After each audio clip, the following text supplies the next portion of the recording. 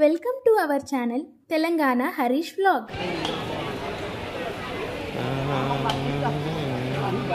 తీసుకోవాల్సింది ఇది water proof కాబట్టి ఏం కాదు. ఫ్రెండ్స్, మనము ఖచ్చితంగా రావాల్సిన ప్లేస్ ఏంటంటే పుణ్య స్నానాలు. ఇక్కడ సరస్వతి పుష్క. గుడ్ మార్నింగ్ అందరికి. ఏంటి గెటప్, ఈ టవల్ ఏంది, ఈ డ్రెస్సింగ్ ఏంది, మీరు ఆశ్చర్యపోతున్నారా? సో ఏంటిదంటే విషయం ఏంటంటే మేము ఎక్కడికి పోతున్నామంటే సరస్వతి పుష్కరాలు. సో అక్కడికి పోతున్నాము.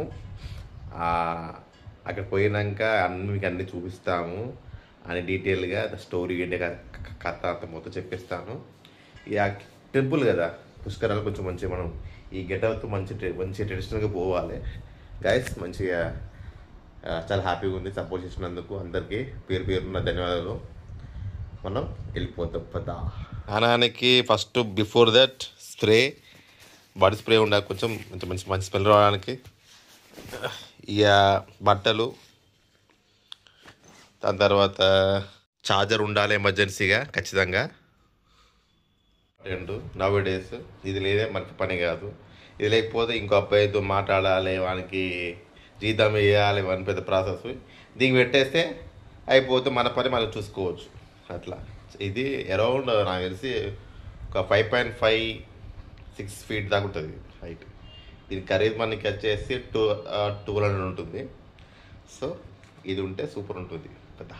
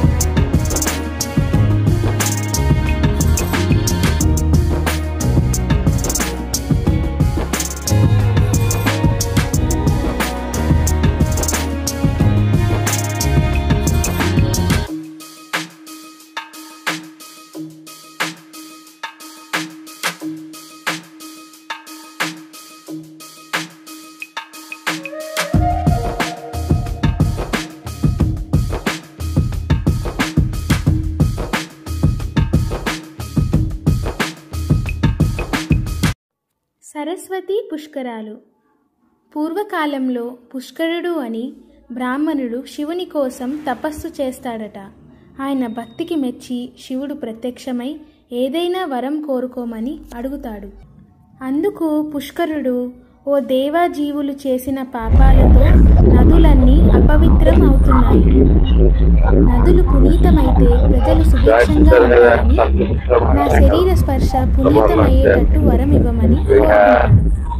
అప్పుడు శివుడు, నీవు ఏ నదిలో ప్రవేశిస్తే ఆ నది పుణ్యతీర్థం అవుతుందని, ఆ నదిలో స్నానం చేసిన వాళ్ళంతా పాప విముక్తులవుతారని వరం ఇచ్చినట్టు పురాణ గాథలు స్పష్టం చేస్తున్నాయి. బృహస్పతి ఏడాదికి ఒక రాశి చొప్పున 12 రాసుల్లో సంచరిస్తూ ఉంటాడు. బృహస్పతి ఏ రాశులకు చేరినప్పుడు ఆ నదులకు పుష్కరాలు నిర్వహిస్తుంటారు. తొలి 12 రోజులను ఆది పుష్కరాలుగా, చివరి 12 రోజులను అంత్య పుష్కరాలుగా పరిగణించి పుష్కర వేడుకలు నిర్వహిస్తారు. కాలగమనంలో నవగ్రహాలు కాల పరిమితికి లోబడి వివిధ రాసుల్లో ప్రయాణిస్తుంటాయని ఖగోళ శాస్త్రజ్ఞులు, పంచాంగకర్తలు, వేద పండితులు చెబుతుంటారు. బృహస్పతి ఒక్కో రాసుల్లో ప్రవేశించినప్పుడు ఒక్కో నదికి పుష్కరంగా దేశంలో 12 నదులను ఒక క్రమ పద్ధతిలో పుష్కరాలను శాస్త్రజ్ఞులు రూపొందించుంచారు.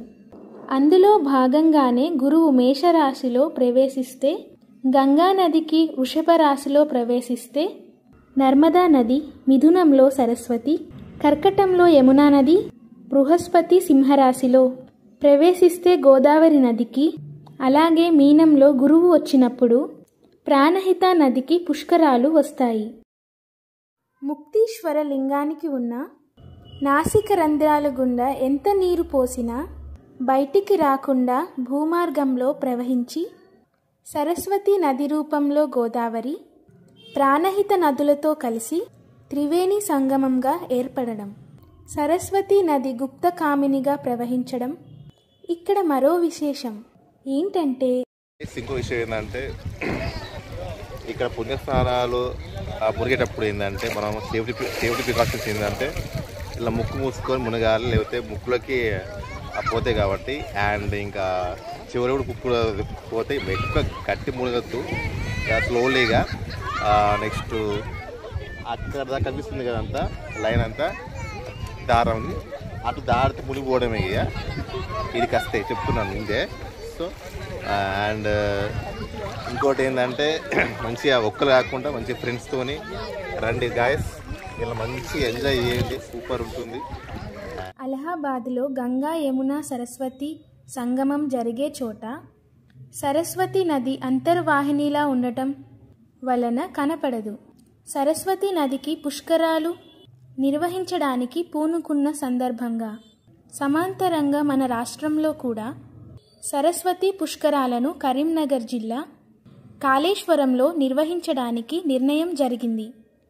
ఆదిలాబాద్ నుంచే వచ్చే ప్రాణహిత కాళేశ్వరం దగ్గర గోదావరిలో కలుస్తుంది. అదే చోట అంతర్వాహినిలా సరస్వతి నది కలుస్తుందని కాళేశ్వరంలో కూడా సరస్వతి పుష్కరాలు జరపబోతున్నారు.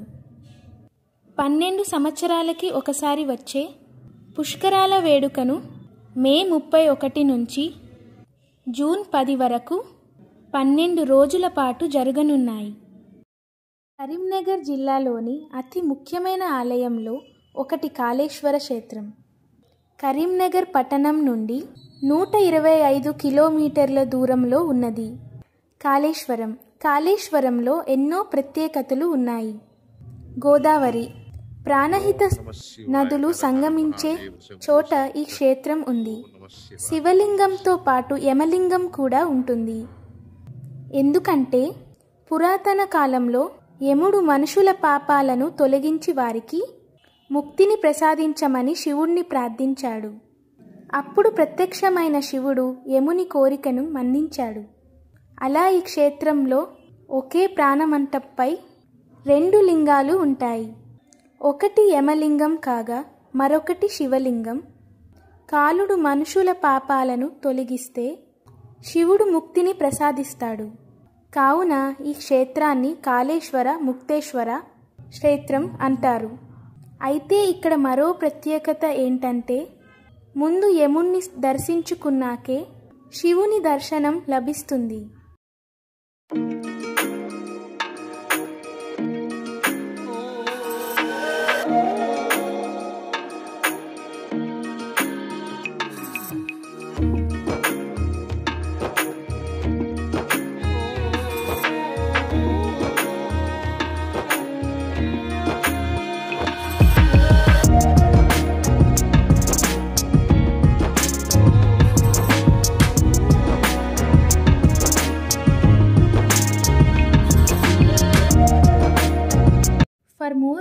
videos, do like, share, subscribe our Telangana Harish vlog.